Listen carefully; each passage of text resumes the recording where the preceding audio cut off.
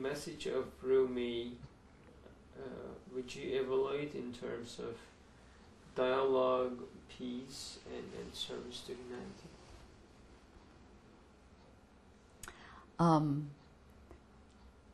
Rumi was certainly a mystic,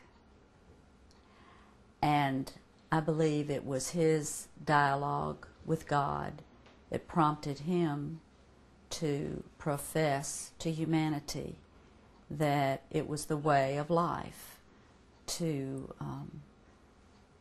be compassionate to other people, to speak honestly with other people, and to be tolerant of other people.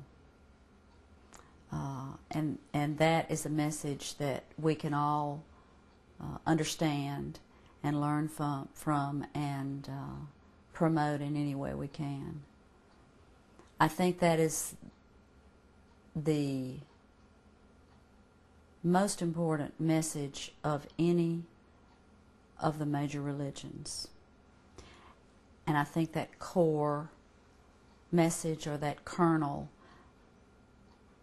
is what we have in common. If you distill all the trappings of any other religion down to its basic form, that's what is left, and that's the most important part. And that's what we should all practice.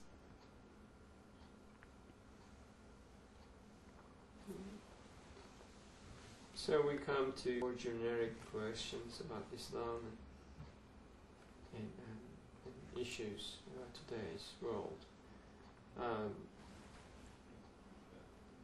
So how would you evaluate, consider the caricatures, the cartoons published about the messenger of Islam in the concept that the dialogue and the world peace? When I first heard about the cartoons, I was very saddened that the persons who drew them were insensitive about depicting an image of Muhammad, which I learned was considered a sacrilege. Sacrilege may be a strong word, but I understand that Muhammad is never depicted, certainly through a drawing or a caricature, which is very disrespectful. But then I thought this was done out of ignorance. And certainly political cartoonists take anyone on. No one is safe. And what they did out of ignorance from not understanding that part of Islam. And so, taking a cue from Jesus and Muhammad and other religious leaders, I think they should be forgiven. And I'm sorry that certain people in the radical community decided to use that to incite violence. It's very regrettable. But it could be a moment when we all stop and talk to each other about the problems, who made the mistakes, and who took advantage of the situation, and how we can promote a calming influence when things like this happen. Once again, it goes back to dialogue. If people can talk to each other, if people have the knowledge of the other person's religion, they can respect the other person's feelings and be more sensitive about that. I certainly would never want to insult anyone on purpose, and it's simply a matter of learning what would insult the other person and avoid that. So I certainly hope it can be avoided in the future. Speaking of the niche, do you think the Prophet Muhammad, peace be upon him, is known in the Western world? Like enoughly known? I don't think the Prophet Muhammad is very well known in the Western world. I didn't know very much about Muhammad, and I'm still learning. I'm certainly not an expert. I've learned a little bit from my friends, my Muslim friends. I don't think the Western world knows very much about Muhammad at all, because in our own religions, we tend to not venture out and ask questions about other religions.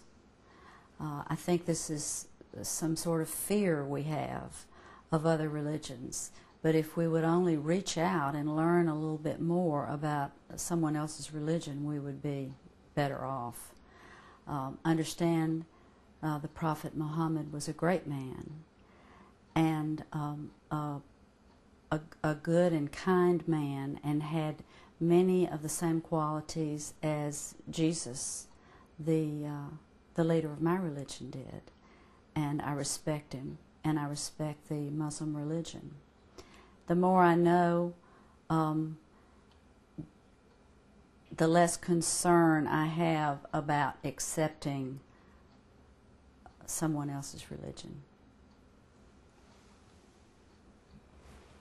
So before the trip, what was the knowledge or ideas that you had about Islam, and like, for example, what Islam as a word recalls, and did you have any Muslim friends, colleagues, and after the trip, what you've seen in Turkey, what is the Muslim profile, or is there really a change in your perception or understanding Islam and Muslims? I had learned a little bit about Islam before I went to Turkey, enough so that I had a certain comfort level about asking questions and getting to know Muslim people in Turkey. But then, once I went to the country and I encountered Turkish people of all ages and all economic backgrounds, and found them to be lovely, friendly people, very warm and outgoing and open. I was convinced that Muslim people are people that I like to know very much. Good Muslims are good people, and many of them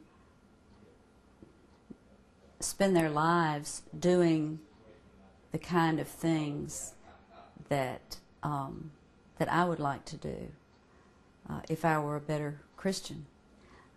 We all have to. We try as hard as we can to be good people, but we all fall short in some way.